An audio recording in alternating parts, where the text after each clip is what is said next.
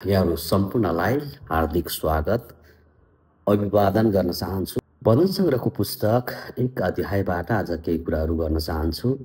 हजुरको बिचमा मैले आशा गरेको छु यहाँहरू सन्चै हुनुहुन्छ, कुशल हुनुहुन्छ।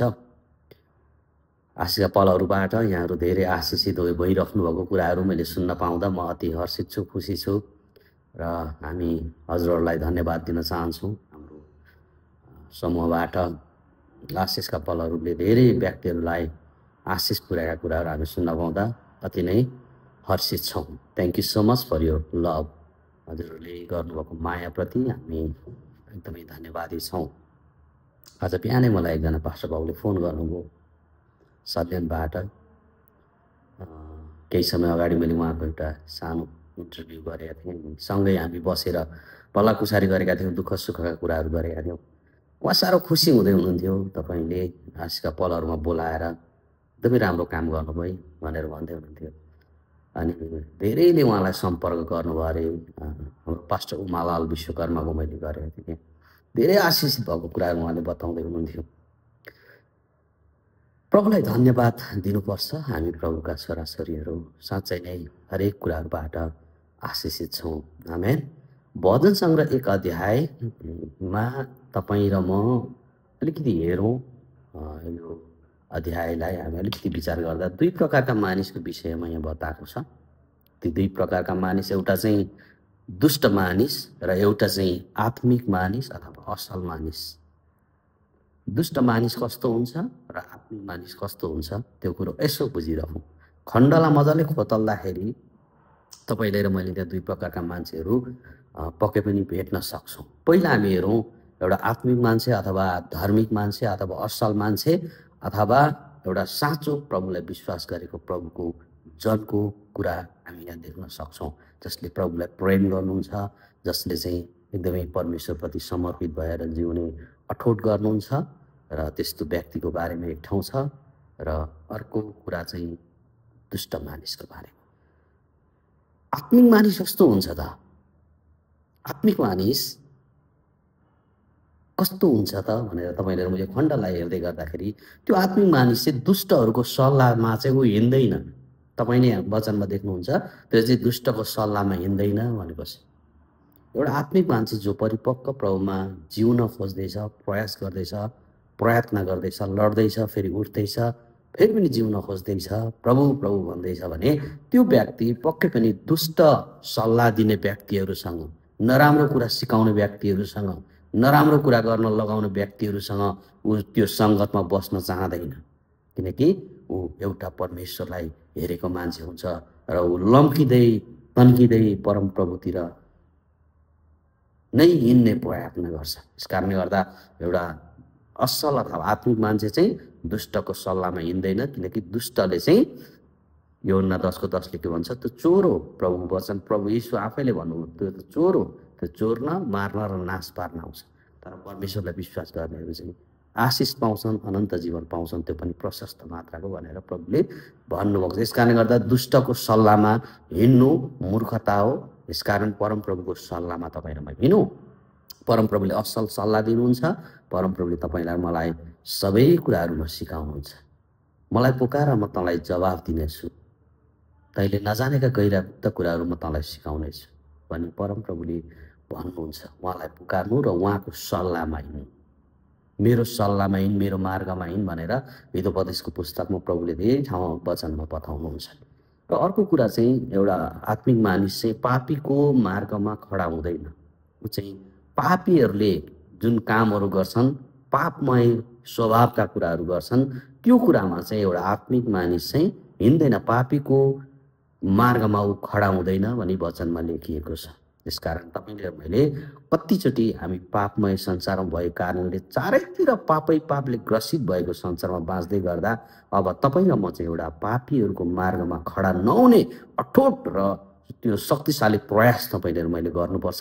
किनकि परमप्रभुको हात तपाईँलाई र मलाई बचाउनको लागि साँच्चै नै पर्याप्त छ। उहाँको हात तपाईँलाई र मलाई बचाउन सधैँभरि तयारी हुनुहुन्छ। अर्को चाहिँ गिल्ला गर्नेहरूको सङ्गतमा बस्दैन भन्छ है। गिल्ला गर्नेहरू जसले तपाईँको मेरो जीवनमा विभिन्न प्रकारका गिल्ला गर्ने, अपमान गर्ने, नराम्रो गर्ने, नराम्रो नजरले हेर्ने, यसको चाहिँ सबै कुरा नासियोस् भन्ने प्रकारका व्यक्तिहरूको ऊ चाहिँ त्यस्तोको सङ्गतमा बस्दैन एउटा आत्मिक मानिस चाहिँ। र ऊ चाहिँ वचनमा खुसी हुन्छ भनेको छ मण्डली परिवार। त्यो व्यक्ति सदैव वचनमा, परमप्रभुको वचनमा ऊ चाहिँ खुसी हुन्छ, ऊ चाहिँ आनन्दित हुन्छ। प्रभुको वचनमा एकदमै खुसी हुन्छ, ऊ चाहिँ रमाउँछ अनि प्रभुको वचनमा ऊ चाहिँ आनन्दित हुन्छ। र अर्को कुरा चाहिँ उसले मनन गर्छ भनेको छ। तपाईँले हेर्नुहुन्छ दिनरात मनन गर्छ। उसले चाहिँ परमप्रभुको वचनलाई मनन गरिरहेको हुन्छ। ऊ यात्रामा हुन्छ, प्रभुको वचनलाई मनन गरिरहेको हुन्छ। ऊ जहाँ जाँदा पनि परमप्रभुको वचनप्रति ऊ एकदमै मग्न भइरहेको हुन्छ। उसले मनन गरिरहेको हुन्छ, ध्यान दिइरहेको हुन्छ, विचार गरिरहेको हुन्छ। अनि त्यो कस्तो हुन्छ भन्दा हरियो बोर्ड जस्तै हुन्छ। एउटा हरियो हरियाली बोर्ड कति राम्रो छ, कति सुन्दर कुरा छ। मानिसहरू त्यहाँ गएर शीतल ताप्न जान्छन् हैन। त्यो एउटा प्रकारको त्यो शीतलता दिने कुराहरू हामीले बुझ्न सक्छौँ। त्यो चाहिँ हरियो बोर्ड जस्तै हुन्छ भनेर भनेको छ। र अर्को कुरा त्यसले फल फलाउँछ। एउटा आत्मिक मानिसले चाहिँ फल फलाउने कुरा पनि यहाँ गरिएको छ। हामी प्रभुका छोराछोरीहरू चाहिँ फल फलाउने बन्नुपर्छ। हामीलाई थाहा छ पवित्र आत्माका फलहरू हाम्रो जीवनबाट फल्नुपर्ने हुन्छ। ऊ चाहिँ ओइल्याउँदैन भनेछ। ओइल्याउनु, निराश हुनु, हताश हुनु, सक्यो खत्तम भयो उसले कहिले पनि भन्दैन। ऊ चाहिँ कहिले पनि ओइल्याउँदैन भनेर प्रभुको वचनले भन्छ।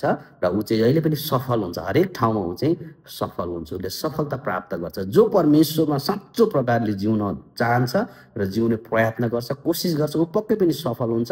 किनकि हाम्रो परमेश्वर शक्तिशाली हुनुहुन्छ। र ऊ चाहिँ आनन्दित हुन्छ, ऊ खुसी हुन्छ अनि ऊ चाहिँ सुरक्षित हुन्छ। यो कुरा तपाईँले र मैले बुझ्छु। 11वटा कुरा मैले हजुरको बिचमा मैले बताएँ। एउटा आत्मिक मानिस चाहिँ कस्तो हुन्छ भन्दा दुष्टको सल्लाहमा हिँड्दैन, पापीको मार्गमा खडा हुँदैन, गिल्ला गर्नेको सङ्गतमा बस्दैन, वचनमा खुसी हुन्छ, मनन गर्छ, हरियो बोर्ड जस्तै हुन्छ, फल फलाउँछ, ओइल्याउँदैन, सफल हुन्छ, आनन्दित हुन्छ र सुरक्षित हुन्छ।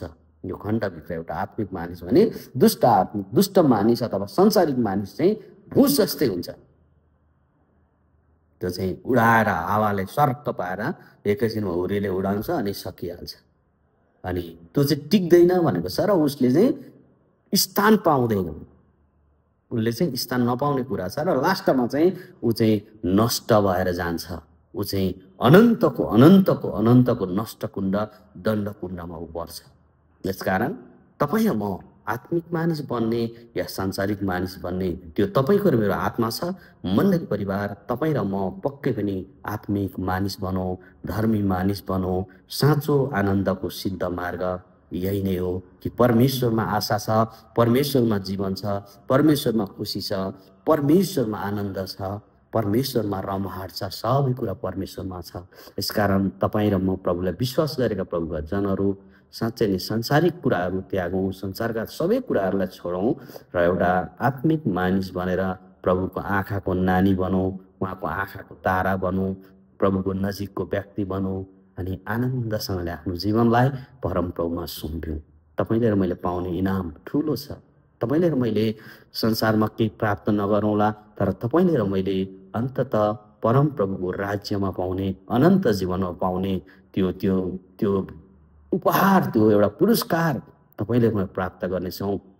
त्यसको निम्ति तपाईँ र म कठोर परिश्रम गरौँ, परमप्रभुलाई हेरौँ, परमप्रभुतिर आशा गरौँ। किनकि परमप्रभु तपाईँको मेरो रक्षक हुनुहुन्छ, परमप्रभु तपाईँको मेरो शरण स्थान हुनुहुन्छ, परमप्रभु तपाईँको र मेरो किल्ला हुनुहुन्छ, परमप्रभु तपाईँको र मेरो सबै थोक भएको कारणले गर्दा परमप्रभुमा नै सबै कुराहरू हामीले अर्पण गरौँ, समर्पण गरौँ र पक्कै पनि परमप्रभुले तपाईँलाई मलाई सहायता गर्नुहुन्छ। समयको सदुपयोग गर, किनकि समय खराब छ। तपाईँले र मलाई कुनै पनि बेला दुष्टको आक्रमणले लडाउने प्रयास गर्दै गर्दाखेरि तपाईँको र मेरो, तपाईँले र मैले प्राप्त गरेको यो ठिक समयलाई तपाईँले र मैले प्रयोग गरौँ। मेरो पछाडि एउटा घडी देख्दै हुनुहुन्छ, घडीले एउटै कुरा बताउँछ, तपाईँलाई र मलाई समय। यसकारण तपाईँ र मैले समयको भरमग्दुर प्रयोग गरौँ, सदुपयोग गरौँ, किनकि दिन खराब छ। प्रभुले यहाँहरूलाई आशिष दिनुहोस्। हुन्छ। जय मसीह।